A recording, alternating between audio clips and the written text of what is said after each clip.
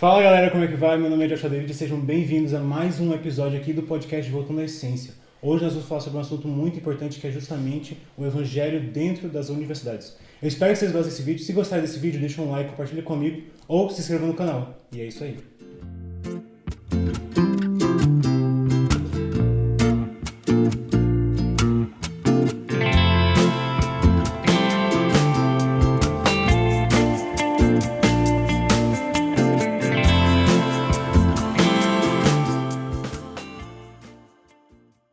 Hoje nós estamos aqui com alguns convidados muito especiais que exercem um papel ativo nas universidades. Eu gostaria primeiro de apresentar aqui a Julinha. Oi gente, meu nome é Júlia. Eu sou a Ana, estou no curso de Engenharia Química e Biológica e faço parte da direção do Grupo Bíblico Universitário, o GBU de Braga.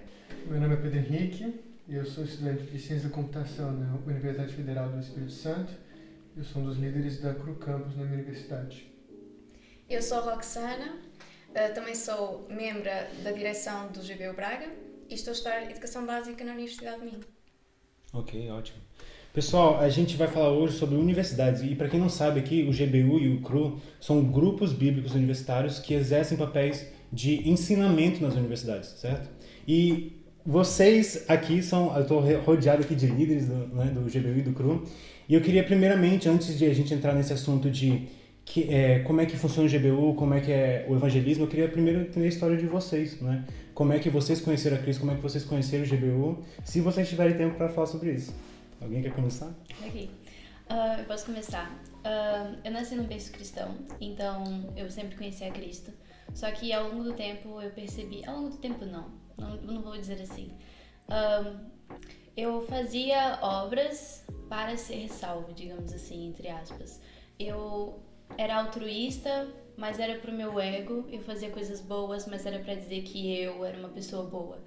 E meu pai, ele costumava ouvir numa caixa daquelas tipo JBL em casa, pregações.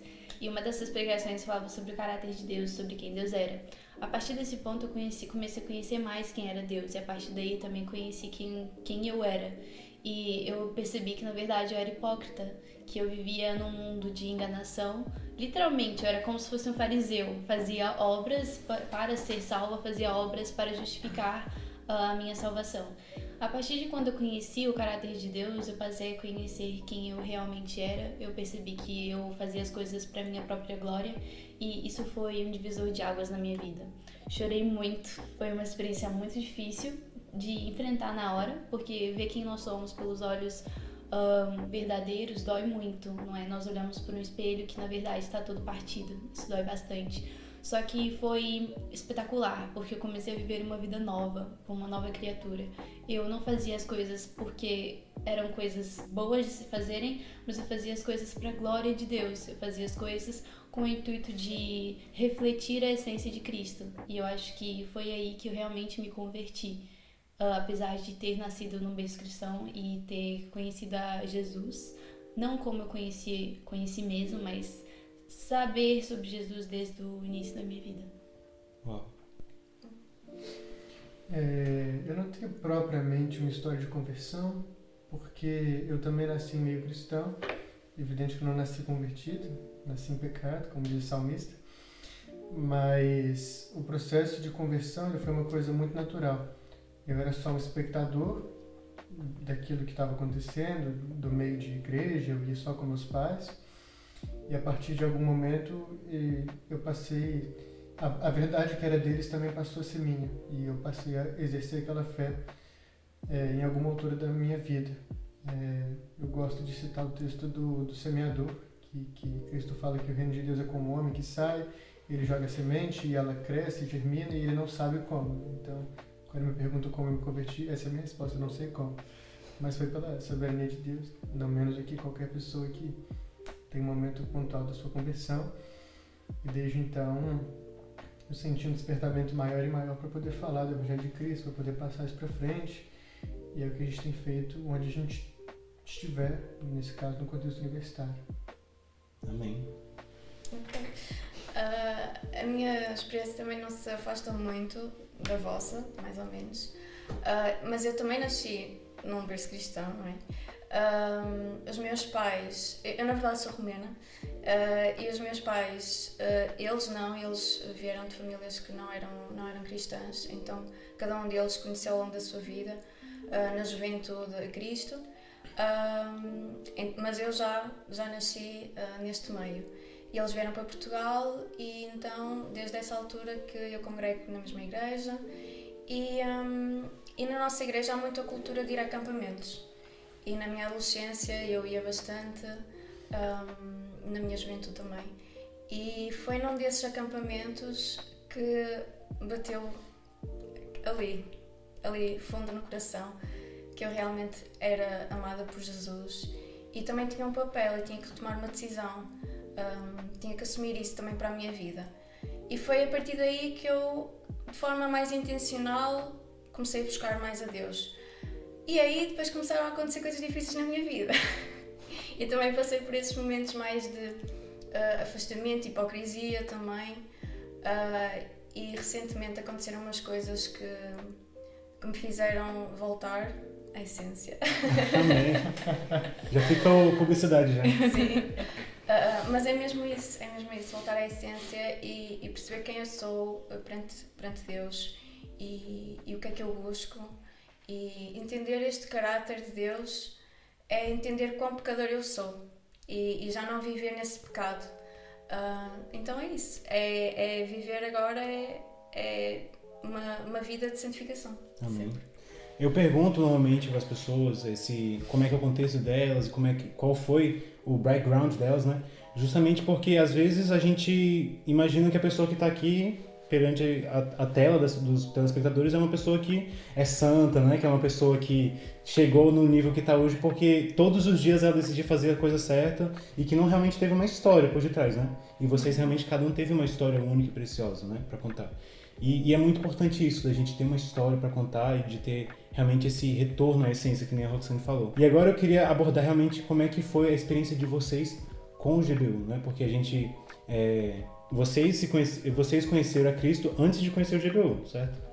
E teve um processo ali antes, teve uma jornada antes, e vocês chegaram no GBU já com uma jornada, né? E como é que foi essa jornada de encontrar com o GBU? Bom, no meu caso, o que aconteceu foi que eu congregava numa igreja, eu tinha uma amiga que era mais velha do que eu, já estava na universidade e tal. E ela comentou comigo, eu ia entrar pra universidade naquela altura, e ela comentou comigo, tu conhece o GBU e tal? Eu acho que na altura ela até me passou no Instagram, me disse que não conhecia e tal. A princípio eu pensei que era um grupo católico, porque eu falei assim, aqui em Portugal não é, pronto, deve ser um grupo católico. Mas eu decidi experimentar na mesma. Eu lembro que na altura que eu fui entrar pra universidade, eu tava com muito medo, porque minha mãe sempre falava comigo que a universidade ou era estudos ou era gandaia, não é? Ou seja, ou eu focava naquilo e, tipo, me dedicava, ou eu realmente iria me desviar daquilo que é o caráter cristão. Eu tinha muito medo disso. O meu maior medo, não maior, mas digamos, um dos meus medos ao entrar para a universidade era justamente me desviar do caminho de Cristo. E eu lembro que na altura eu mandei mensagem no Instagram do GBU e tal. Eu ainda achava que era um grupo católico, mas eu decidi experimentar porque, tipo assim, eu não queria perder esse contato com Deus constante. Como é, tipo, na escola, assim, é mais fácil, né? Digamos assim, mantermos a nossa fé na universidade é algo mais complicado. E depois eu fui no primeiro encontro, eu lembro que na altura a Gabi tava lá, que é uma das nossas amigas. E ela me recebeu super bem, eu me senti super acolhida, eu estive ali falando sobre Deus com as pessoas e depois eu percebi, afinal, então eles não são católicos, eles têm a mesma fé do que eu. E isso me deixou mesmo muito, muito contente, porque eu descobri que existiam jovens com a mesma mentalidade do que eu no ambiente universitário. E foi ali que eu comecei a me envolver mais no GBU, a frequentar os núcleos, a estar ali presente e pronto, agora eu tô aqui. Tem um ponto muito interessante que você falou, que você tinha medo de quando entrasse na universidade fosse perder a fé. Exato. E eu tenho uma história muito engraçada disso, que quando eu comecei na universidade, minha mãe, ela me deu um livro, péssima escolha, por sinal, tá? Ela me deu um livro chamado Este Mundo Tenebroso, péssima e boa escolha ao mesmo tempo. E nesse livro, no primeiro livro, não sei se vocês já leram, mas esse livro, no primeiro, é uma ficção cristã, onde o garoto, ele tá na universidade, e eu não lembro, eu juro, eu acho que você lembra melhor do que eu. Uma menina, ela tá na universidade, e nesse rumo que ela tá na universidade, ela acaba tendo uma professora que ela achava, tipo, considerava como mentora, assim, e essa mentora acaba por, tipo, influenciar muito os ideais dessa menina, E ela acabou se perdendo em tudo que ela acreditava, assim, em todas as coisas que ela... Peraí. Tudo que era mais precioso pra ela, tudo que É. era mais precioso pra ela. E tipo assim, o que me deu medo desse livro, não medo assim, medo, né? Mas que tipo assim, me deixou com certo temor, foi que nesse livro eles contam também tanto o lado físico, mas quanto o lado espiritual, né? Então eles retratam os demônios e os anjos como pessoas, como personagens, né? E eles elaboram os personagens. E tipo assim, você vê no livro, eles explicam de uma forma tão boa como é a ação espiritual nas universidades através... Tipo assim, a história é ficção. Os demônios o nome dos demônios na história são fictícios, né? Mas são coisas que realmente acontecem e que o diabo realmente usa, né? Então, realmente é muito importante a gente ter essa noção de que quando a gente está entrando na universidade, a gente está entrando num ambiente completamente diferente da nossa escola, né? Não é a mesma coisa que o liceu. É um ambiente diferente, querendo ou não querendo, né? Sim. A minha experiência também, pronto, foi assim um bocadinho diferente. Eu já conhecia de pessoas da minha igreja que frequentavam. Há muito, pronto, aqui em Portugal, na minha igreja, já pessoas mais velhas, já há 50 anos, que tinham o seu núcleo mesmo aqui em Braga e noutras cidades. Então, pronto, quando os jovens da minha igreja entram na universidade, já lhes é indicado para procurarem o GBU. Então eu já sabia, já conhecia, mas foi engraçado porque eu entrei no primeiro ano em música, eu gosto de educação básica, mas estive em música, e no polo de música aqui em Braga não existe GBU. Então eu estava sozinha, eu nem sabia, quer dizer, eu sabia que existia, mas eu não sabia onde procurar. Assim, também só fiquei um ano, não deu tempo para realmente inserir-me. Até porque o GBU estava no polo do altar, e então era difícil. Aí eu fiz uma pausa na universidade e quando eu voltei à educação básica, eu já sabia, não é? E a Gabi, não é? A nossa amiga, disse, pronto, ela estava a liderar o GBU Braga e disse para eu ir, claro, então como eu já estava lá, não havia como eu não ir.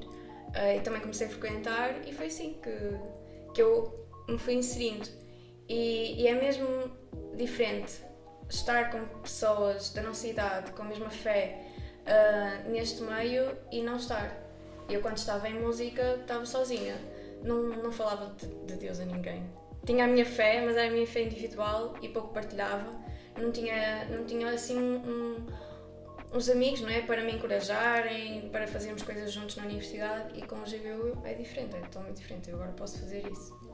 Sobre isso, o GBU teve um papel muito importante para mim, porque no ano passado os meus pais se mudaram para uma cidade, né, que é 3h30 de Braga.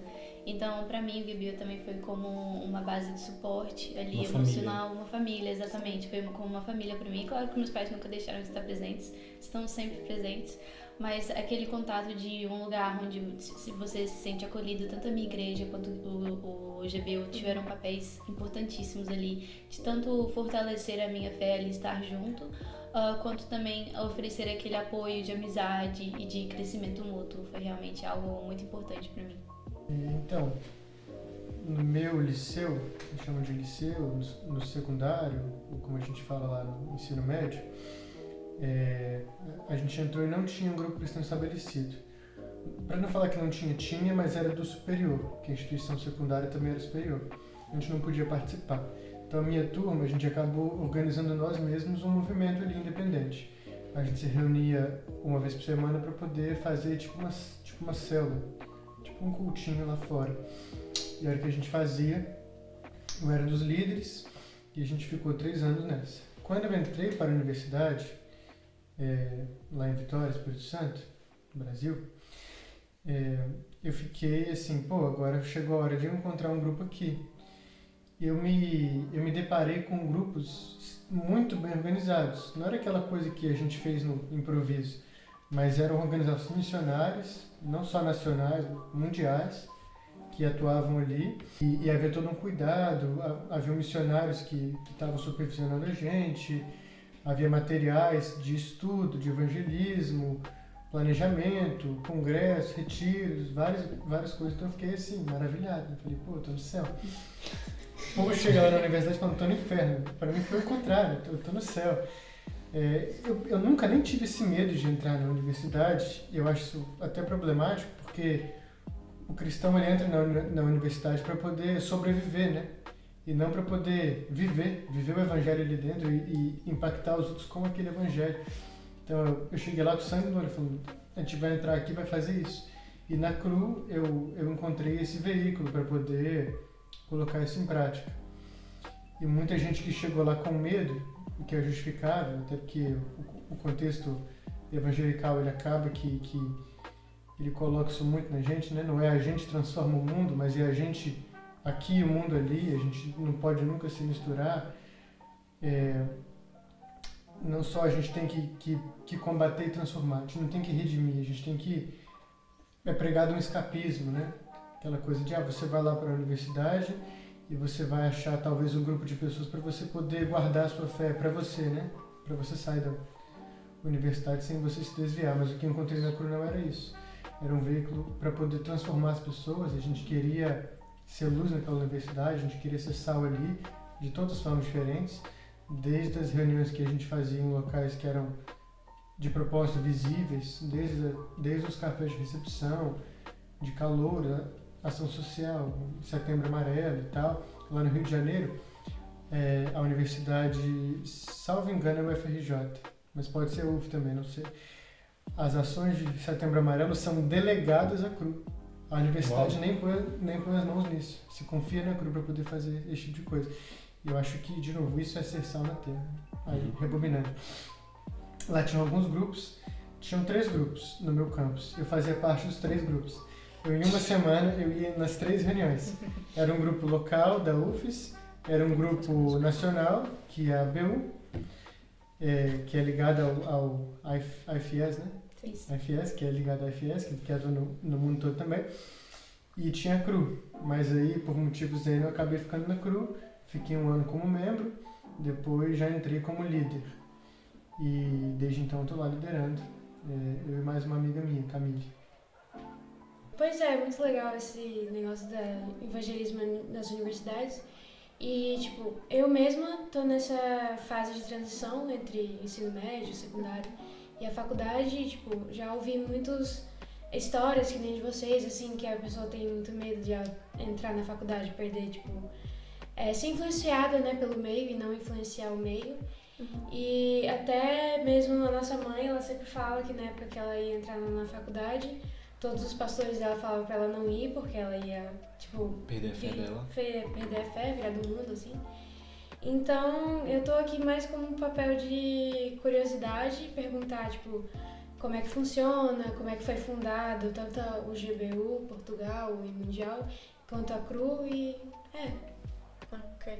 Então, o GBU é Grupo Bíblico Universitário e ele é basicamente um braço, não é, das igrejas, não é, de nós.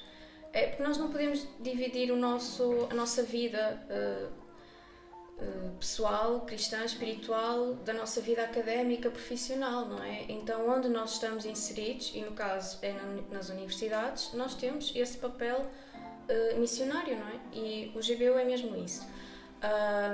Ele está ligado à IFES, que é a International Fellowship of Evangelical Students, exato, que é basicamente um GBU internacional que já está em mais de 180 países, se não me engano, e um deles é Portugal, com o nome de GBU. No Brasil tem outro nome, que acho que é ABU. Pronto. E aqui em Portugal já existe há mais de 80 anos, portanto já há muito tempo. E existem em várias partes do país. Aqui em Braga, no norte, há vários polos, em Lisboa, Aveiro, enfim, em muitas cidades de Portugal. Portanto, não é algo que nós inventamos, é algo que realmente existe, tem uma missão, tem um propósito, tem alguém que sustente por trás, mesmo a IFES que fornece material, é sempre um apoio. E estas partilhas, não é, entre países são muito ricas. Existem encontros com a IFES, a direção do GBU tem regularmente esses encontros. Temos, por exemplo, são várias componentes dentro do GBU. Temos a DNE, que é a Direção Nacional Estudantil, que são estudantes que estão a gerir os grupos locais. O que é que são os grupos locais? O GBU Braga é um grupo local. Existe o grupo local de Lisboa, de Coimbra, de Aveiro, e essa direção é composta por estudantes, porque eles sabem quais são os nossos desafios. Então eles estão lá para nos apoiar. Eles normalmente são pessoas já mais velhas, que já passaram pelos primeiros anos de universidade dentro do GBU, então eles sabem como é que funciona, estão lá para nos ajudar. Dentro do GBU também temos encontros nacionais, portanto nós não estamos sozinhos. Braga não está isolado. Braga tem o Porto ao lado, tem Guimarães, tem Vila Real, tem Mirandela, a Bragança. Aqui só no norte já somos imensos. E temos estes encontros nacionais onde nós nos reunimos todos para partilhar como é que tem sido, estratégias, dizer o que é que nós temos feito, partilhar ideias, não é? Os de Lisboa fazem coisas muito interessantes que nós já de vez em quando colocamos em prática. Então é isso, é mesmo isso. E a nossa missão é mesmo viver, refletir, comunicar a mensagem de Cristo nas universidades. É a nossa missão como pessoas, não é? Temos a nossa fé, é isso que nós devemos fazer. E na universidade é mesmo isso. E o GBU é um movimento onde temos este espaço para questões, não é? Um espaço aberto para questões honestas sobre a Bíblia, sobre o que é isto, o que é o cristianismo, estas questões que... E questões também diárias que o estudante está vivendo, né? Exatamente. Porque às vezes a igreja pode tentar, e Deus abençoa as igrejas, né? Porque as igrejas tentam, né? Mas às vezes as igrejas não sabem qual é a linguagem, qual é a dificuldade real que o estudante está vivendo, né? Sim, sim. E nós somos essa ferramenta, esse instrumento para chegarmos aos nossos colegas, aos nossos amigos, e convidarmos-los para eles fazerem essas questões que muitas vezes nós podemos ter também, e os nossos colegas também têm. É importante notar também como é uma infraestrutura, não é uma coisa que nem você falou, uma coisa aventureira.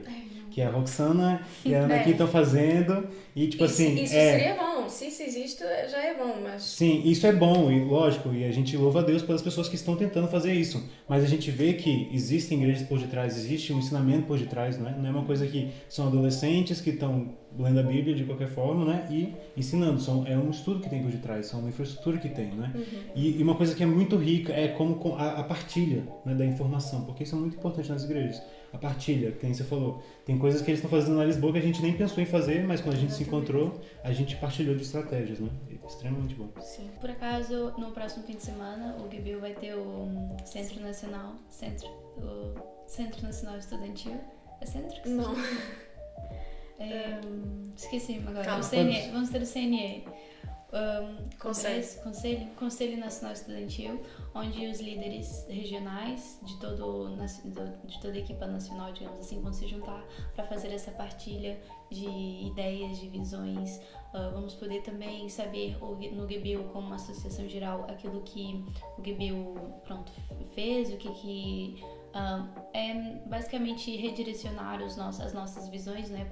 Termos o mesmo objetivo como um grupo nacional, que é mesmo muito, muito bom e nos fornece esse tempo de partilha excelente. Nós vamos ter essas reuniões da liderança, digamos assim, 2 vezes no ano, uma mais ali no primeiro semestre, outra no segundo, que é agora. E depois também 2 encontros que são direcionados à maior parte dos estudantes, um deles mais voltado para os líderes também, mas convidamos todos os estudantes para irem, onde é um momento maravilhoso, onde nós podemos aprender mais sobre a verdade da palavra de Deus em conjunto numa comunidade com jovens da mesma idade do que nós, o que eu acho incrível isso. E termos aquele momento de convívio, de comunidade. Agora, mais voltado para o GBU Braga, o que nós fazemos nós, com o objetivo de cumprir essa missão e essa visão, nós nos reunimos 2 vezes no que nós chamamos de núcleo, que são basicamente estudos que nós já temos preparados pelo próprio GBU, com algumas perguntas relativas a alguma parte da Bíblia. Normalmente são estudos por tema ou por livro. Por exemplo, estávamos a fazer agora de 1 Pedro, muito bom, super recomendo.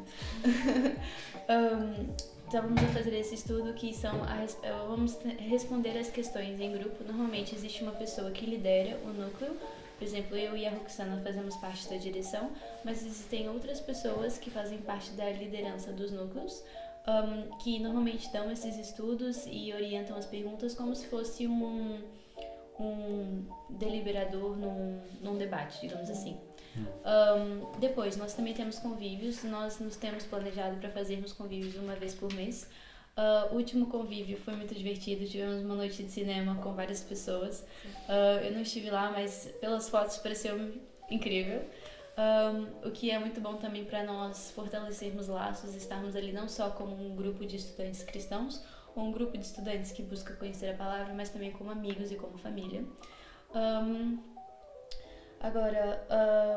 Eu acho que é basicamente mais ou menos isso que nós fazemos. Existem grupos que fazem iniciativas mais de evangelismo, como por exemplo o GBU Aveiro, que faz uma semana com várias palestras, a iniciativa chama-se Deus, ponto de interrogação, só visto, ponto de exclamação, onde eles fazem várias palestras para mostrar a verdade da palavra de Deus e como faz sentido pensar no Evangelho, porque o lema do GBU é uma fé que pensa, uma razão que crê, ou seja, nós queremos mostrar que realmente faz sentido acreditar na fé. Né? Exatamente, como Paulo dizia, é o culto racional pela renovação da nossa mente. E não é de todo estranho termos estudantes universitários cristãos. Na verdade, faz sentido que assim seja. E o GBU que mostrar isso para a universidade, que faz sentido acreditar na palavra de Deus e que existem pessoas que o fazem e mostram que isso é bom. Que legal, eu acho muito importante assim, ter esse tipo de evangelismo, porque realmente a fé e o conhecimento sempre caminham juntas, né? Uma coisa que eu lembrei agora, até Einstein mesmo disse, a fé sem ciência é cega e a ciência sem fé é chata. Uau. Então, eu acho muito importante sempre que, tipo, principalmente na faculdade, a pessoa vai muito pelo conhecimento e perde a fé. Então, é muito importante isso, eu acho, pelo menos. Sim. Só para também complementar, nós, além destas iniciativas, os núcleos e encontros que nós temos, dentro da universidade, nós pelo menos uma vez por semestre fazemos palestras abertas a toda a comunidade. E ainda este mês vamos ter uma sobre ética e inteligência artificial. Normalmente são temas que nos despertam assim mais... que haja algum debate também, questões. Tentamos chegar também ao interesse dos nossos colegas da comunidade académica. Então nós temos essas palestras onde nós convidamos toda a gente a participar, tentamos divulgar o máximo. E além disso também temos serviço à comunidade, que é a comunidade académica. Vai haver agora uma semana do Enterro da Gata aqui em Braga. No Porto tem outro nome, é Queima, que é uma semana de grande festa nas ruas. E as pessoas, pronto, há muitos concertos, é muita festa mesmo. Então, o que é que nós devemos fazer, não é? Como cristãos, o que é que nós podemos fazer nessa semana? Será que nós devemos ficar no off e não fazer nada? Eles não vão estar na universidade, portanto na universidade não vai acontecer nada. O que é que nós podemos fazer? Nessa semana, nós como cristãos, mas como pessoas, estamos lá para servir, por exemplo, psicólogos, sim, pessoas que estão a estudar psicologia, pessoas que estão a estudar enfermagem, medicina, vão lá e têm o Ponto Seguro, que é um lugar onde estão lá para servir, para apoiar as pessoas que precisam de ajuda, precisam de alguma orientação, precisam de algum, porque se magoaram, porque aconteceu alguma coisa, então estão lá. Se calhar não estamos lá com a t-shirt a dizer GBU, mas nós estamos lá a servir, e é isso que nós queremos. Com uma camiseta dizendo Filho de Deus, não é? Exatamente. Refletindo uma imagem muito melhor. Sim. Então não é sobre querer sempre divulgar o nome e chamar sempre, olha, vem para o núcleo ou qualquer coisa, nem sempre é sobre isso, é mesmo de servir a comunidade. Então nós temos estas oportunidades para também servirmos a universidade. Perfeito. Falando da CRU um pouco, eu estou com uma timeline aqui, então eu vou usar a minha colinha, que essa história é longa. Em 1951, um pastor presbiteriano chamado Bill Bright, ele teve um sonho, que ele entendeu que foi uma revelação de Deus para que ele começasse um movimento de missões em meias universidades. E aí, então, nesse ano, ele cria Crusade Campus for Christ. Ele e sua esposa a Vonnegut Bright. E aí eles começam então a atuar nas universidades ali nos Estados Unidos. Em 1958, eu já tinha 7 anos de movimento, ela vai se expandindo até sair do país, e o segundo país no qual chega o movimento é a Coreia do Sul. Engraçadamente, né? Logo do outro lado do mundo. E vai se espalhar mais e mais. Até hoje a CRU Coreia do Sul era muito forte. Inclusive a gente traz os materiais de lá e a gente compara, vê os métodos de cada um, porque ela assume a forma do local no qual ela chega, sabe? Não é uma coisa engessada. Em 1965, Bill Bright ele escreve um folheto. Você já ouviu falar das 4 leis espirituais? E aí nasce o The Four. The Four, que hoje é uma marca muito famosa, tem a pulseira, mostra a pulseira aí. Essa é a pulseira das 4 leis Propaganda, espirituais. pessoal, propaganda aí. €1. E tipo assim, isso vira pulseira, isso vira panfleto, isso vira livreto, e ele era um pastor e autor, ele escreve livros sobre várias coisas, desde oração, disciplinas espirituais, que a gente chama de conceitos transferíveis da fé, e tudo isso se transforma em ferramenta tanto de evangelismo quanto de discipulado. A CRU ela tem esse DNA, né, que é ganhar, edificar e enviar. Então, ganhar a gente evangeliza, edificar a gente tem toda uma preocupação em discipular e a pessoa amadurecer na fé, uma vez que ela tenha chegado na fé, né? Não é evangelizar a pessoa e falar, então se vira aí para poder descobrir quem é esse Cristo, que fé é essa. Em 1900 uma coisa é que é considerado largamente o folheto religioso mais lido de toda a história, com mais de 2,5 bilhões de cópias. Esse folheto sobre as 4 leis espirituais. Então, realmente uma projeção muito grande. Não só disso, mas como de outras coisas que eu já vou estar falando. Em 1970, a CRU chega no Brasil, chega lá na USP em São Paulo. 10 anos depois, chega em Portugal. Em Portugal, ela vai assumir outro nome, que é Ágape. Então, ela existe aqui, Ministério Ágape. Já vou falar um pouco mais sobre, mas ele atua em Lisboa, no Porto e em Évora. Não teve essa projeção toda que a GBU teve, por enquanto. Lembrando que a CRU ela não é só campus, não é só CRU Campus, mas ela é um ministério que engloba várias outras áreas. Então no Brasil você tem Ágape e você tem Ágape Campus, mas eu vou falar um pouco mais sobre essas divisões. Em 1979 a CRU começa um projeto mais ambicioso, que é o de fazer um filme. Então eles contratam diretores, atores, falam que vai fazer um filme baseado na vida de Lucas, na vida de Jesus, como consta no Evangelho de Lucas, que é o The Jesus Film. Esse filme, de início, ele deu um boom, ele ficou muito famoso, ele vai ser transmitido em vários países, ele vai ser traduzido para várias línguas, ele vai se tornar uma ferramenta de evangelização. A ponto de um povo, um grupo missionário evangelizar um povo que tem uma língua ágrafa que não tem forma escrita, eles fazem uma língua escrita, eles traduzem a Bíblia e esse filme e mostram um filme para essas pessoas. Esse filme ele foi tão exibido e tão traduzido que ele é, ao mesmo tempo, o filme mais traduzido do mundo e o filme mais assistido do mundo. Uau! Pois, Quem diria? Chuta em quantas línguas esse filme é exibido? 170. Lembra que o mundo ele tem tipo assim, 200 e poucas nações. Eu ia chutar tipo 1 milhão, só pra ficar Mas perto. além de línguas tem dialetos, né? Isso inclui?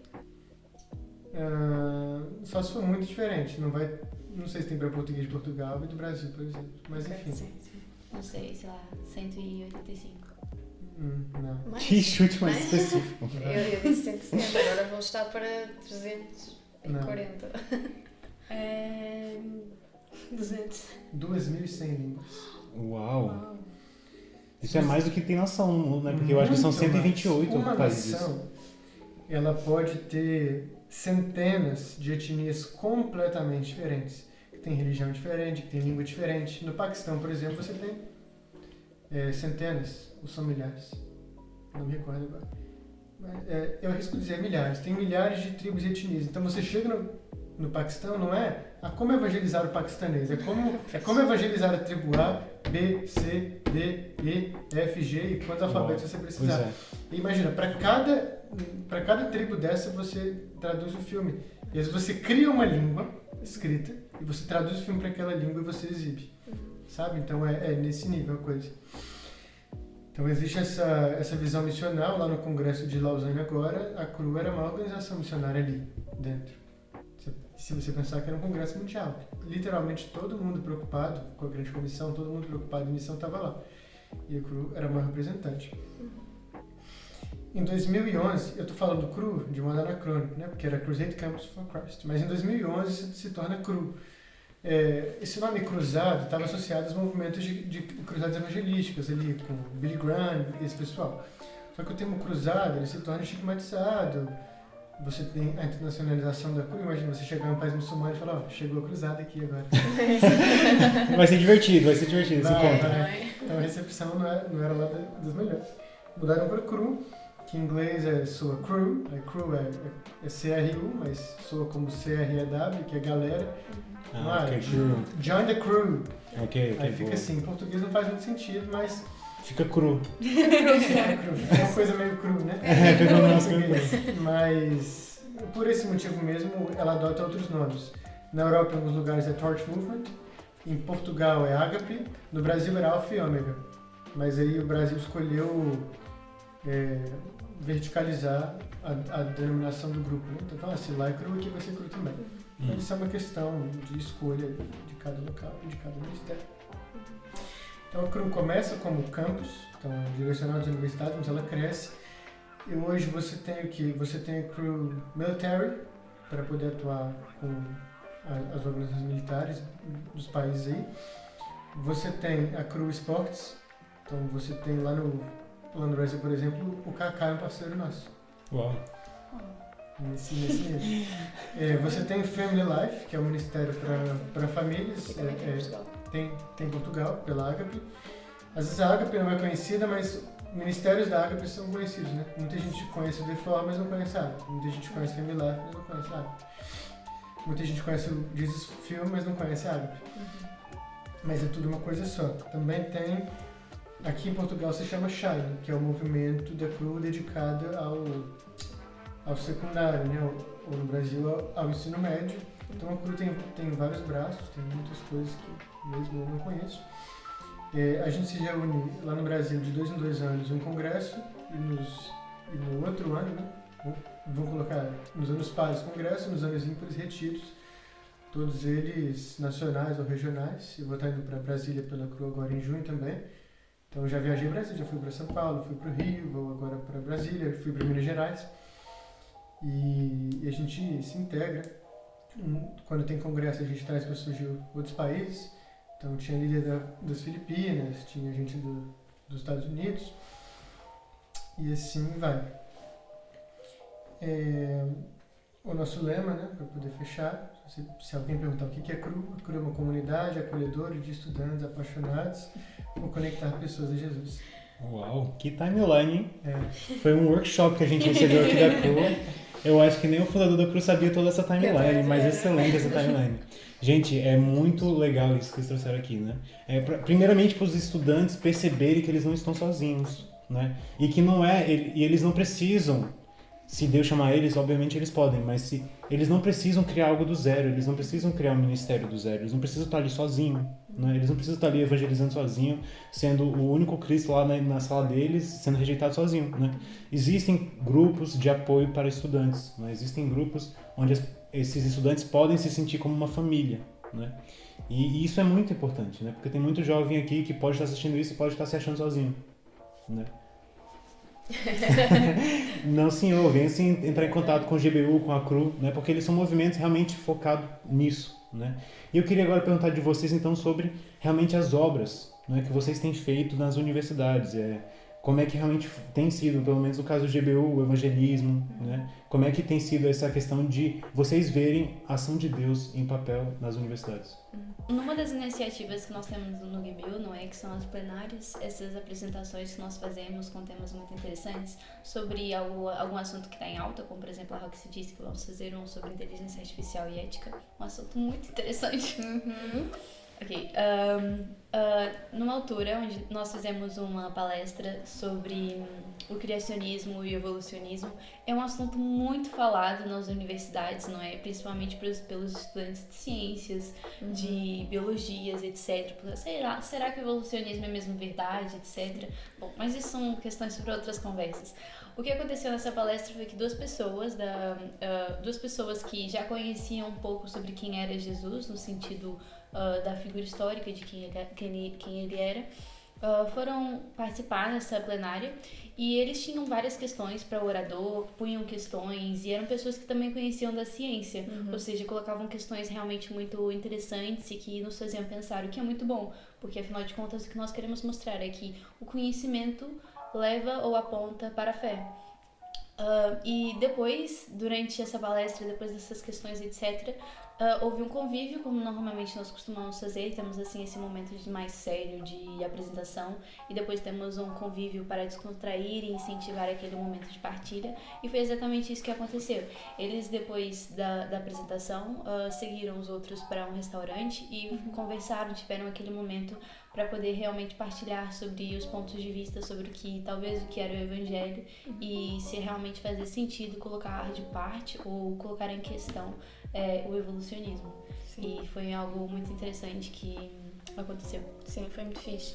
Houve um outro grupo também, LGBT, vou dizer porque acho que também não tem mal. Eles começaram a se interessar, porque é assim, se calhar não há outra forma de dizer. Nós fazemos essas palestras e nessa altura nós divulgávamos através do e-mail institucional. E esse grupo começou a escrever no Twitter sobre nós, sobre o GBU, e a fazer assim umas piadas. Pronto. Isso nós já sabemos que a perseguição é real, não é? E na universidade também acontece. Claro que ficamos assim receosos, como é que nós podemos responder. Depois eles começaram a aparecer dentro destas palestras, colocavam-se assim um bocado mais atrás, mas pronto, eles sempre respeitaram, não temos problemas nenhum com esse grupo. Mas é interessante ver como é que o trabalho acontece. Nós divulgamos, nós fazemos a nossa parte, não é? Eles foram levados lá, não foi por vontade própria, o Espírito Santo conduziu que isso acontecesse, não é? Nós não temos a certeza o fruto, não é, que isso produziu no coração deles, mas eles não foram a uma, foram a duas, foram a três. Uau! Sim. Portanto, algo os fez ir. E no final eles não eram assim muito abertos connosco, mas também não nos insultavam, também não eram rudes connosco. E nós convidávamos para esses encontros sempre. Então a relação é boa, mas é um bocado distante, mas eles continuam lá, não é? Então às vezes nós não sabemos o que é que está a produzir, mas o Espírito Santo está a trabalhar. E pronto, há várias histórias, nomeadamente estas, que nós sabemos que as pessoas provavelmente não voltaram, não foram aos núcleos, mas também não é sobre isso, não é? Se calhar não é na universidade que eles vão realmente tomar essa decisão, se calhar é mais para a frente. Ali vocês plantaram a semente, exatamente, né? E agora que vai vir, é que nem diz a parábola, né? Vem um que rega, vem um que planta semente, vem outro que rega, outro que colhe. Né? Então vocês fizeram o papel de vocês e isso é muito importante. Sim, né? Sim. Eu acho até muito legal essa abordagem de vocês de trazer palestras, né? Porque o povo aqui é muito indiferente à fé, mas pelo que vocês dizem é mais fácil você trazer uma perspectiva cristã sobre assuntos relevantes, né? As pessoas elas de fato têm esse interesse em ouvir, isso é muito interessante. Eu até aprendo muito com isso, eu tenho genuína vontade de tentar trabalhar isso mais lá. Por outro lado, a gente tem muito mais facilidade em fazer programas na universidade sem precisar pedir permissão, né? Não para fazer uma palestra, isso seria mais difícil, para vocês parece mais fácil. Mas pra gente, assim, usar o espaço comum, o espaço livre é bem tranquilo. Então, você pode colar cartaz à vontade, você pode evangelizar, a gente evangeliza toda semana lá na universidade, a gente coloca a mesa, faz movimentos, cartaz de recepção. E nessa, aconteceram uma série de coisas.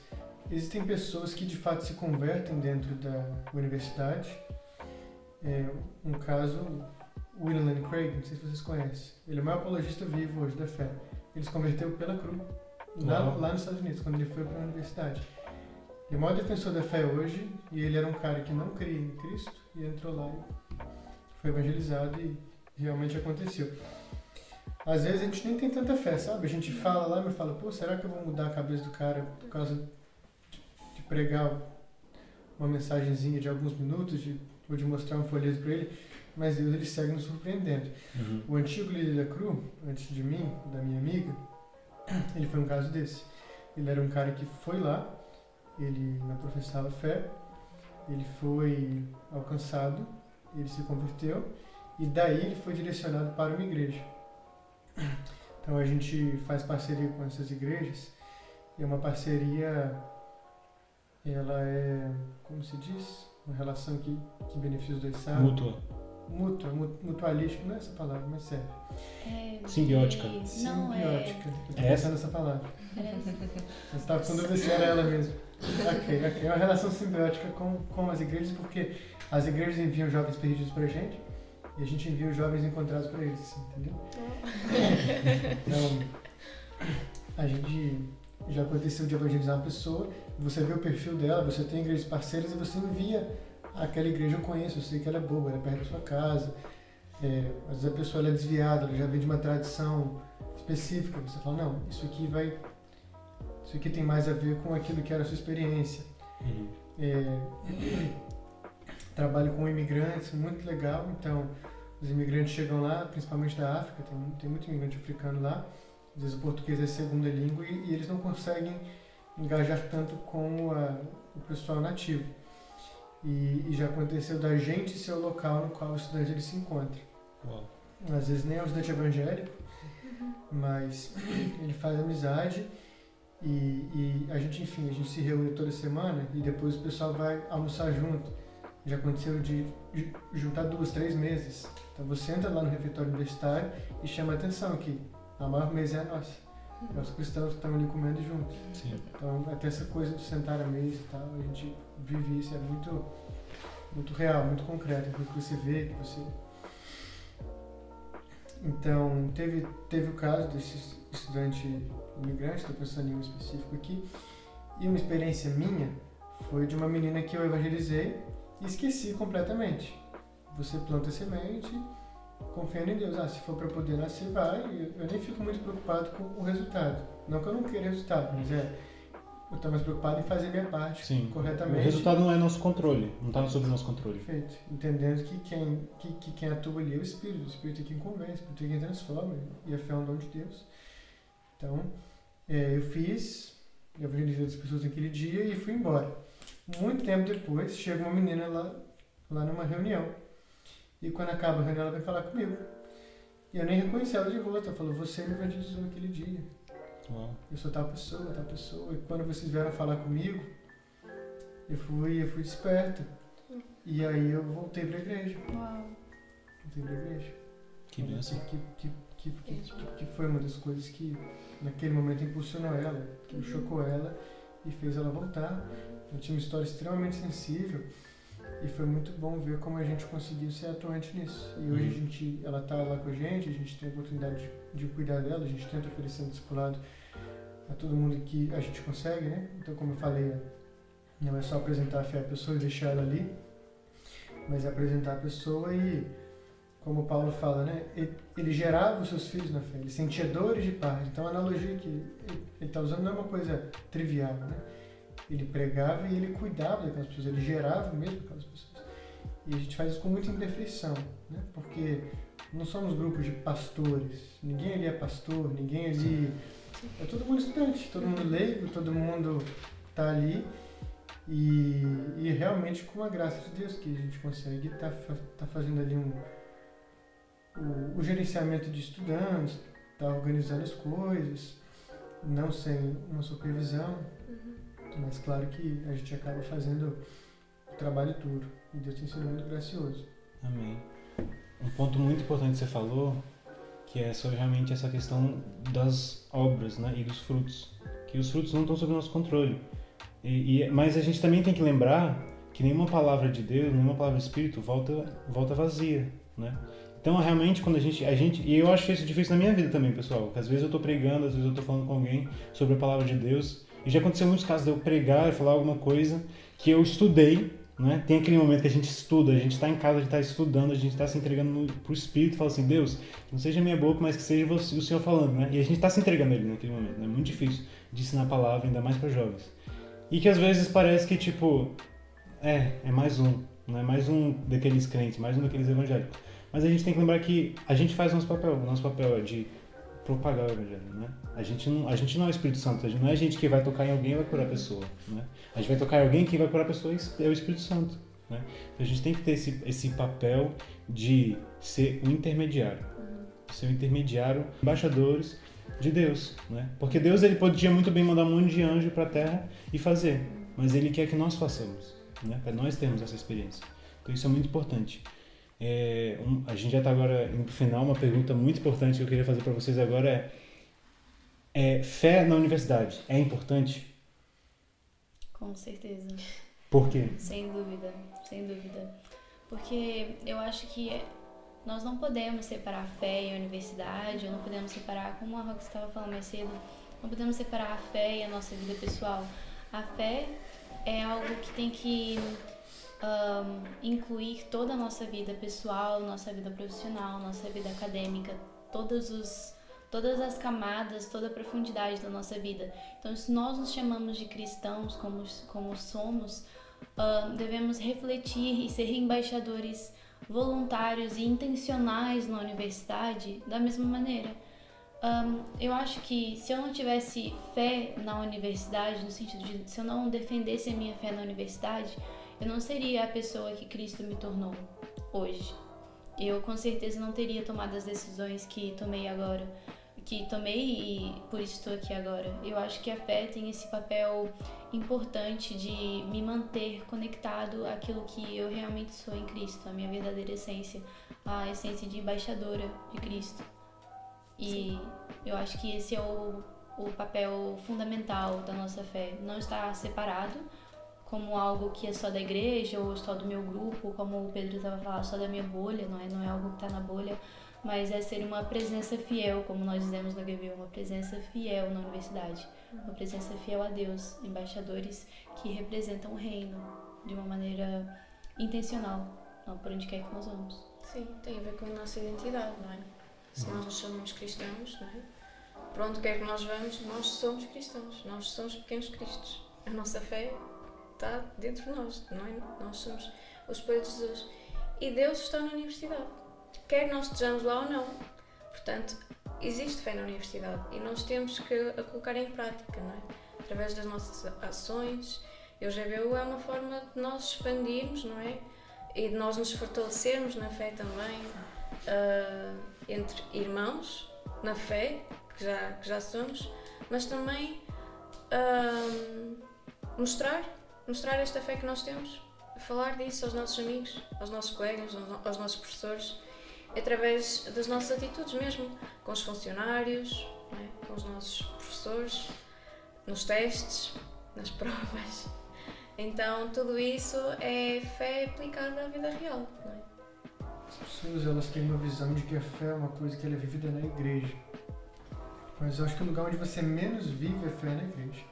A igreja é o local no qual você nutre a sua fé. O local no qual você vive a sua fé é o mundo.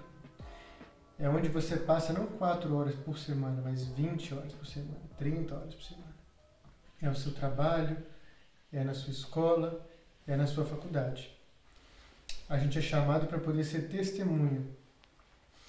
E nós aqui todos somos universitários.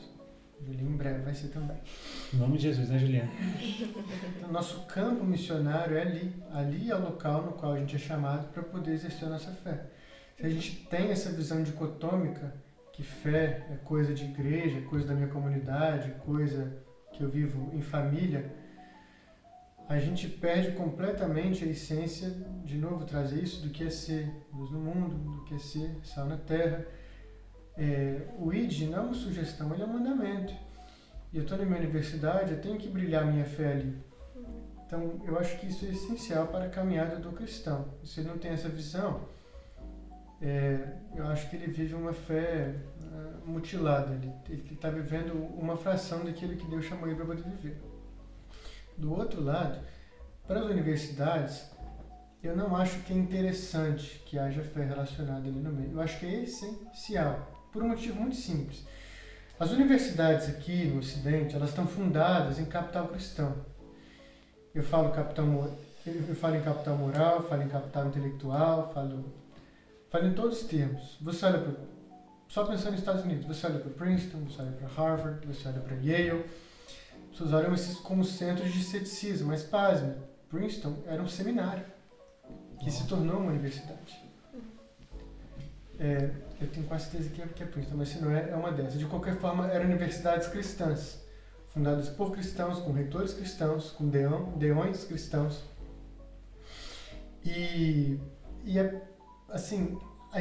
A estrutura, a formação é completamente cristã. Agora é fácil você ser cético e você manter uma coisa que foram os cristãos que levantaram. Mas se essas mesmas pessoas tivessem que recomeçar, não seriam capazes. Porque sem capital cristão você não faz nada do que foi feito ali. E muito da decadência das universidades atualmente, ela se deve, em grande parte, a isso. Então, assim, eu falo isso porque o evangélico ele se vê como um intruso, né? Não, então tem aqui a universidade, eu tenho que me achegar e ganhar meu espaço. Cara, aquele espaço ele é essencialmente cristão. Não é sobre ganhar, é sobre reganhar. E é sobre salvar, é sobre redimir a universidade. Não é só redimir as almas, claro que esse é o principal, com certeza. Mas em termos estruturais, em termos de manter isso, a gente fundou isso, sabe? A gente é guardião também disso, Deus nos comissiona também para isso. Né? Se você quiser falar em mandato cultural, se você quiser abrir o leque para poder falar dessas coisas. E mais, universidade, querendo ou não, é o local do qual as novas gerações estão saindo. Você pensa num lugar como Portugal, que é onde a gente está. A fé, por bem ou por mal, representada pelo catolicismo, é uma coisa que está sendo perdida e é guardada pelas gerações mais velhas. E então você tem uma nação que ela está caminhando mais e mais para ser pós-cristã. E o modo de reverter isso é justamente na população de base, é justamente nós que somos jovens. Então a universidade é muito, muito, muito importante de ser trabalhada. Fora que é o local no qual a mente das pessoas ainda está se formando. Claro que você pode evangelizar no seu trabalho, mas eu acho que é já um pouco mais árduo. Você está pegando pessoas que elas já fizeram a mente delas, elas já têm as opiniões fixas delas. A universidade não, era um local de questionamento, está todo mundo buscando caminho, é um lugar que está com um monte de diabo perdido, não sabe para onde ir. E você fala, você que está perdido, esse é o caminho, Cristo é o caminho. E um último aspecto, em termos evangelísticos, é que a universidade chega em lugares que ninguém mais chega. Isso é interessante. Você olha para a Coreia do Sul, Coreia do Norte. Se eu mandar um missionário para lá, ele não entra. Não entra. E se entra, não sai. Sim. Se entrar, vai ser porque ele vai por outro pretexto. Então, ele é um eletricista. Eles vão recebê-lo como eletricista. Ele pode ser um missionário lá dentro, mas se ele ser reconhecido, não sai. Mas sabe quem entra lá dentro? As universidades. Hoje, existe uma universidade, para dar um exemplo, porque é o que eu conheço, existe uma universidade metodista que funciona dentro da Coreia do Norte. E existem cultos dentro da capela dessa universidade metodista. Então pensa que um lugar no qual não pode haver igreja, pode haver uma universidade. Universidade que é cristã, universidade que exerce a fé cristã ali dentro. Olha o leque de opções, olha o leque de oportunidades que você passa a ter quando você tem esse olhar, sabe? E olha o quanto que a gente perde quando a gente separa fé de universidade. Eu fico muito triste com esse discurso. Pastores que falam, não vai para a universidade para você se guardar. E aí, como se a igreja tivesse medo do inferno, né? E não o contrário, o inferno tem que ter medo da gente. A universidade que olhe lá, porque a gente está chegando, a gente está entrando. Claro, né? Não é como uma ambição colonial. Esses dias um professor de história me mandou esse vídeo, que era um cara fazendo essa crítica, falando que os evangélicos estão ganhando as universidades e que a fé cristã é colonizadora, então ela está fazendo tudo isso de novo, não é por força, não é por estar pregando uma ideologia ou uma coisa politizada. Às vezes mas isso não é para representar aquilo que é uma fé genuína. A gente está simplesmente tentando ganhar os corações e fazer o mundo entender que ele precisa disso. O mundo só chegou onde ele chegou por causa da fé. E se ele anular a fé, ele vai anular aquilo que é a maior herança que ele tem, sabe? Aquilo que as coisas as quais o mundo, o que há de melhor, mais valoriza, você rastreia a origem disso e você vai encontrar a fé. Então, não existe como. O homem não vai viver sem isso. E se não for fé em Cristo, vai ser fé em outras coisas. E eu estou convicto de que nada mais é sustentável. Nenhuma outra fé vai ser suficiente para as instituições se pararem, para a nossa sociedade se parar, para o nosso ocidente, para o mundo se parar. Então, eu acho que Cristo não é uma resposta, Ele é a única resposta. E é isso. Uau. Não sou universitária ainda, mas para responder sua pergunta, eu acho também que, a universidade é um lugar que, a pessoa, como já foi falado, a pessoa tá ainda criando quais são suas crenças, o que ela acredita, quais são os seus ideais, ela tá, mergulhando no conhecimento e, às vezes, sem a fé, ela acaba por basear tudo que ela acredita em coisas que passam, sabe? Porque, por exemplo, a ciência, ela muda constantemente. Pode ter um dogma central de alguma área de estudo, mas depois, no momento que aparecer outra mais atual e que funcione mais, ele vai ser trocada. Então, nesse momento, principal que você está criando suas crenças, você ter uma fé que nunca muda, porque a palavra de Deus era igual antes, é igual agora e vai ser igual para sempre. Então, acho muito importante você, ter a sua base em algo que não muda, que não é passageira. Então, considero muito importante ter esses grupos como a CRU, o GBU, nesses meios assim, porque para estar em união, né? As pessoas não caminharem sozinhas, como diz mesmo a Bíblia, que é melhor andarem dois juntos do que só um, porque quando um cai, o outro levanta. Então, tendo esses grupos assim, o fardo da caminhada cristã se torna, querendo ou não, se torna mais leve. Amém. Uma coisa que eu queria complementar também, a pergunta foi minha, mas eu também vou complementar, que é uma frase, na verdade é uma história, né, de um pregador que eu ouvi uma vez, que veio um amigo dele que era ator, né, e era naquela época, ainda é hoje, mas era numa época onde ser ator era... Hollywood em si era um lugar muito perdido, né, e a indústria dos cinemas era uma indústria muito perdida, né. A gente tem essa noção. E o amigo ator dele chegou assim pro pastor, quando eu vou para as gravações, quando eu vou para os ensaios e tudo mais, para as audições, tem muitas pessoas lá que estão usando drogas, que estão fazendo, estão vivendo esses momentos de álcool, de vivendo essas coisas pecaminosas, e eu estou me expondo àquilo ali, né? E ele perguntou assim ao pastor, será que eu deveria parar, porque eu estou me expondo àquele ambiente pecaminoso? E o pastor olhou para ele e falou assim, é justamente por esse pensamento que essa indústria está desse jeito. Né? É onde nós estamos em falta que o diabo vai mais se proliferar. Né? É onde ele mais vai brilhar, é onde nós estamos em falta. Então, quando a gente olha para um lugar perdido, quando a gente olha para um lugar onde falta Cristo, é porque falta gente lá. Né? Porque nós somos pequenos Cristos, nós somos emissários dele. Então, é realmente esse negócio da gente se expor ao pecado, não de uma forma irresponsável, né? Mas com uma missão. Né? Ninguém para um homem, uma mulher de Deus com uma missão. Porque um homem e uma mulher de Deus com missão, eles são ungidos por Deus. Quando a gente vai olhar para a Bíblia, Deus ele dá um chamado, e ele dá uma promessa. Né? A promessa é o que a gente normalmente gosta de focar, né? Na promessa de ser rei, de uma terra prometida, né? Todas essas coisas. Mas a chamada, normalmente a gente esquece. Né? A chamada de Davi era o quê? Era de ser rei. Qual era a chamada de Moisés? Era de guiar o povo. Né? E a gente vai ver muito mais tempo na chamada do que na promessa. Então a gente tem que focar na chamada. E a chamada nossa aqui agora nesse momento é realmente estarmos nas universidades. Né? E complementando uma coisa que o Pedro falou, que era sobre a Coreia do Norte. Né? Às vezes, num país que nem esse, não existe espaço para igrejas. né? Isso existe lugar, sim, para as universidades.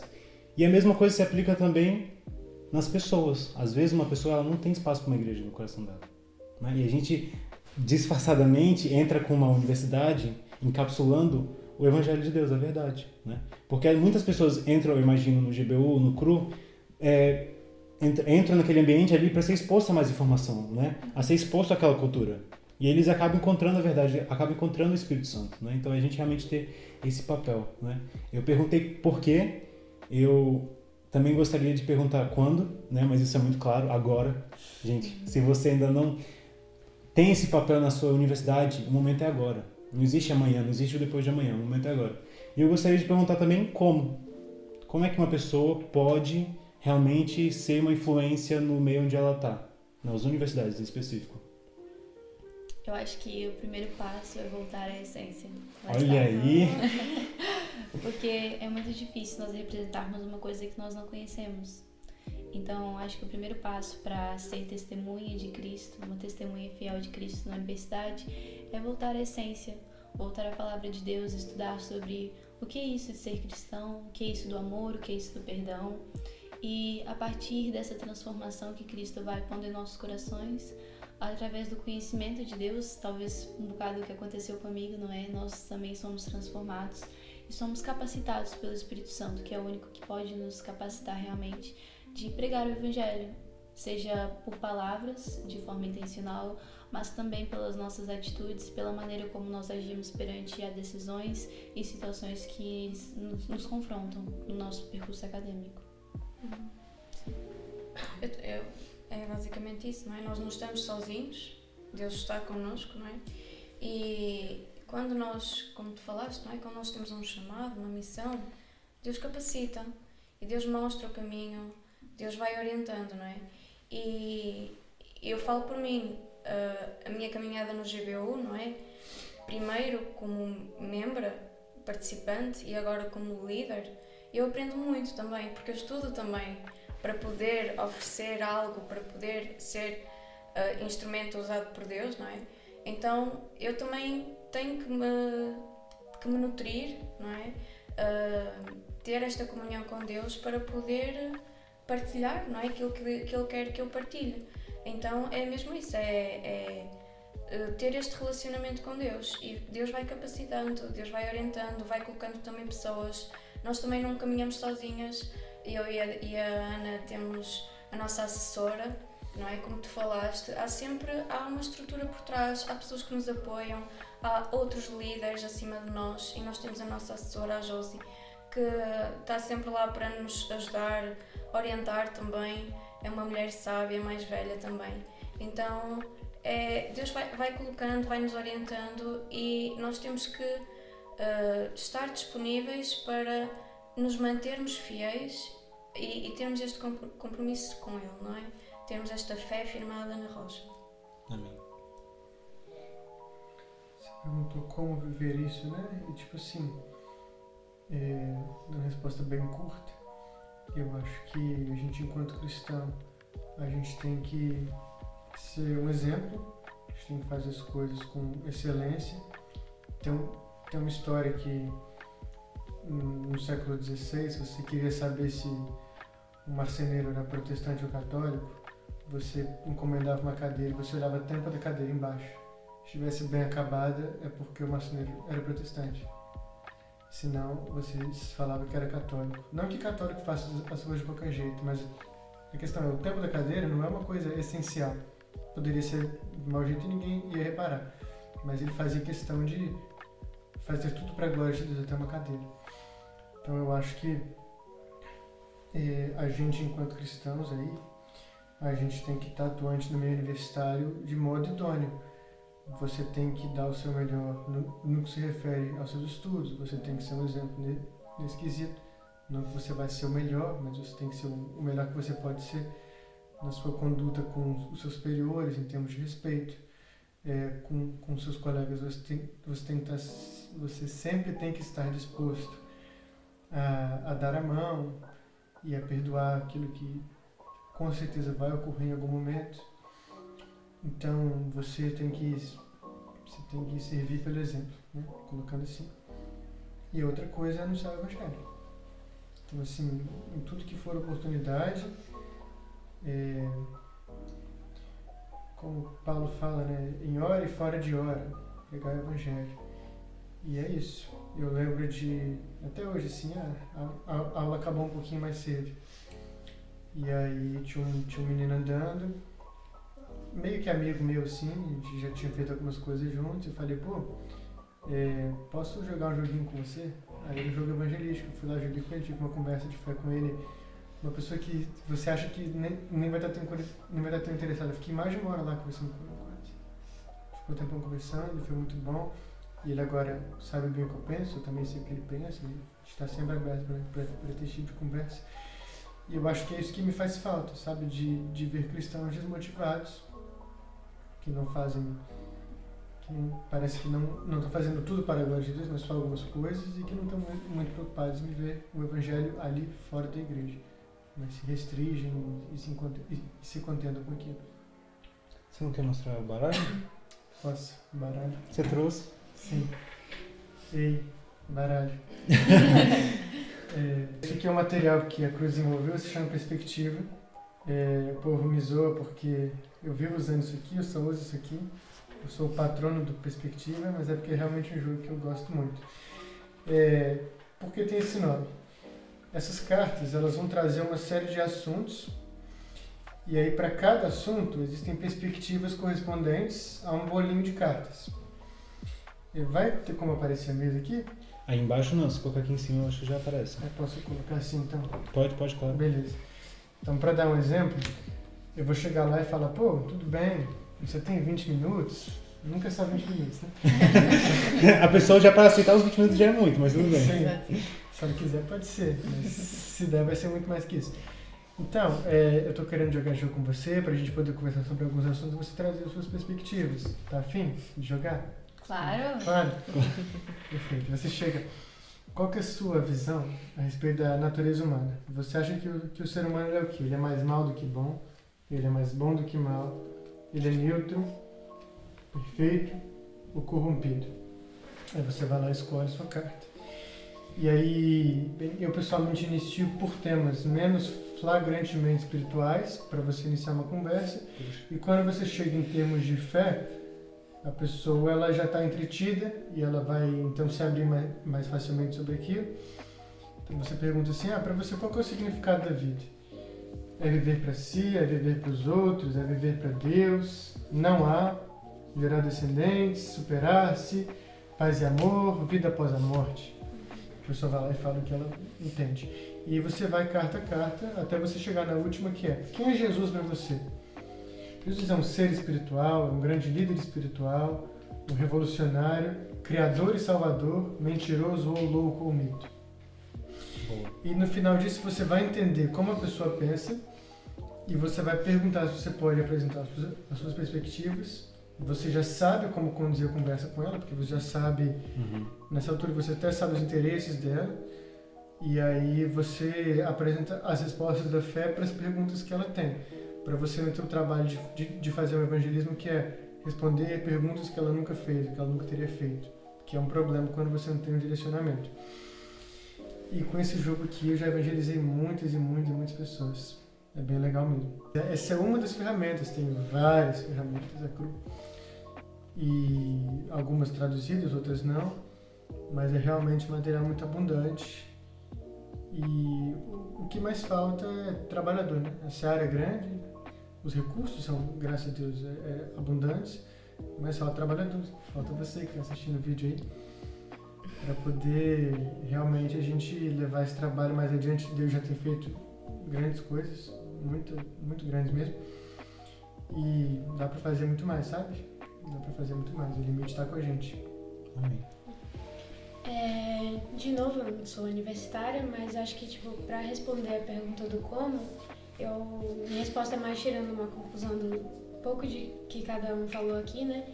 Que eu acho que é, se permitir, entre aspas, expor a esses ambientes de, universidade, por exemplo. Porque se a gente que é cristão sabe a verdade da palavra, a gente está cheio de luz. E a gente não pode permitir que a nossa luz esteja em lugares que já estão iluminados. A gente tem que levar essa nossa luz, a luz de Cristo, para lugares que estão escuros, como já foi falado. E outra coisa também que eu tirei a minha conclusão assim, dessa pergunta é que a gente tem que se lembrar que Deus não escolhe os capacitados, Ele capacita os escolhidos. Então, entrar em ação mesmo, tipo, botar a mão na massa e fazer. Amém. Pessoal, então aqui vocês já têm aqui um tutorial completo, não é? Vocês têm o porquê, vocês têm o como e o quando, que eu acho que na minha opinião é o mais importante, né? O quando é agora. Não deixe para amanhã o que você pode fazer hoje. E então eu gostaria agora de perguntar para vocês o conselho final que você daria para um universitário que está assistindo esse vídeo. Uma das principais queixas que os cristãos têm dentro da universidade é de falta de tempo, de energia. E assim, muitas das vezes dá para entender. Mas daqui a pouco essa pessoa aparece com 2 projetos, um estágio. Você fala, caramba, você não tinha tempo para o movimento, mas você tem tempo para poder fazer isso tudo. E, bem, só dá certo que a gente só consegue fazer o que a gente prioriza. Para poder citar uma pessoa inteligente aqui, Aristóteles falava que o começo é mais que a metade do todo. Então, quando você inicia algo é que você vê que você consegue fazer aquilo mesmo. Fala assim, mas eu vou ver depois eu tomo minha decisão. Tomar uma decisão depois é já ter tomado sua decisão. De que isso não é prioridade para você, de que você não vai fazer isso agora e que provavelmente você nunca vai fazer. Então, não é para ser uma demonstração, né? Tipo assim, você tá errado, vem para cá porque essa é sua obrigação. Não vem por ser sua obrigação, vem pela alegria de estar vivendo isso aqui, sabe? É muito, muito gratificante estar podendo ver a obra de Deus nas universidades e ser usado como instrumento. A gente fala uma coisa assim, lá na eternidade com Deus você vai poder fazer muitas coisas, mas tem uma coisa que você não vai poder fazer lá e você pode fazer aqui, que é evangelizar. Esse prazer, esse deleite, você não vai ter nem no céu, você só vai ter aqui. Então, não perca a oportunidade, sabe? Vem aqui, se não por qualquer outro motivo, por esse. Porque você está perdendo coisas, o tempo está passando, a universidade não vai ser para sempre. Enquanto você pode gastar a sua energia, a sua juventude, vem cá com a gente, vamos andar junto. Te garanto que vale muito a pena. Vai ao encontro ao que o Pedro disse. E o meu conselho é, se estás na universidade ou se estás no secundário, não é? Tu tens um propósito, não é? E o propósito, como nós também aprendemos num dos estudos do 1 Pedro, vai ser sempre proclamar a verdade, não é? Então, tu tens um propósito, esse já é claro, existem outros, não é? Mas qual é a tua prioridade, não é? E esse é um mandamento que todos nós temos. Portanto, o meu conselho é, procura um grupo, o GBU, a CRU, ou qualquer outro dentro da tua comunidade académica. No secundário temos o Shine também. Se não há, tu podes ser pioneiro. Eu fui, na minha altura, e agora nós temos o GBU. Há sempre alguma coisa. Portanto, agarra-te a isso, a estes projetos que já existem. Não caminhes sozinho, porque não estás sozinho, isso é uma mentira. E também tenta não colocar essas coisas na tua cabeça, porque de facto, se Deus te colocou no lugar onde estás, é porque Ele tem um propósito para ti. Então, ora sobre isso e Deus vai orientando os teus passos. Mas o caminho será sempre partilhar e não andar sozinho. Portanto, junta-te a um dos grupos. Eu acho que o conselho que eu posso dar, não só para os estudantes universitários, mas para nós como seres humanos, é que todos nós temos um vazio. Há uma frase que diz, temos o vazio do tamanho de Deus. Mas é muito fácil, né? A gente, principalmente acho que no Brasil, nós estamos numa cultura evangélica, digamos assim, qualquer um é evangélico, não é? Seja praticante ou não, seja verdadeiro ou não, muitas pessoas se dizem evangélicas, então nós acabamos por ter aquela cultura evangélica intrínseca no meio onde nós vivemos.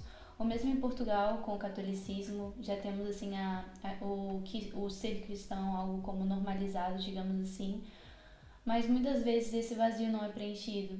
Então, um conselho que eu poderia dar é: busca pela verdade, e a verdade vai se revelar. Porque, como Pedro disse, a verdade é uma só, que é Cristo. Então, procura a verdade que Cristo vai se revelar a você. Na universidade, nós somos confrontados com a busca do conhecimento. Jesus disse que Ele era a verdade, Ele é o caminho e a vida. Então, se nós buscarmos preencher esse vazio com a verdade, nós vamos encontrar Cristo. Amém.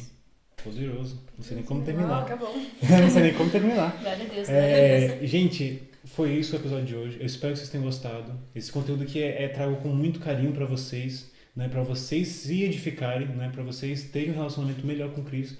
E importante também ter um relacionamento com os outros, né? A gente evangelizar, né, que foi a palavra, eu acho, principal aqui de hoje. A gente evangelizar outras pessoas, alcançar mais pessoas. Gostaria de agradecer também aos nossos convidados aqui, né, que trouxeram uma timeline, um baralho, né, trouxeram esse conhecimento rico que vocês trouxeram, né, essas histórias que às vezes não é fácil compartilhar, né, e que todo esse conhecimento que a gente está compartilhando aqui seja para a honra e glória de Deus, né, e que as pessoas sejam enriquecidas. Se você gostou desse vídeo, deixa um like ou compartilha com um amigo, que já é uma forma de evangelismo já, ativo já. Ou se inscreva aqui no canal, que é muito trabalho para ter inscrito nesse canal. Então se inscreva aí. É isso aí.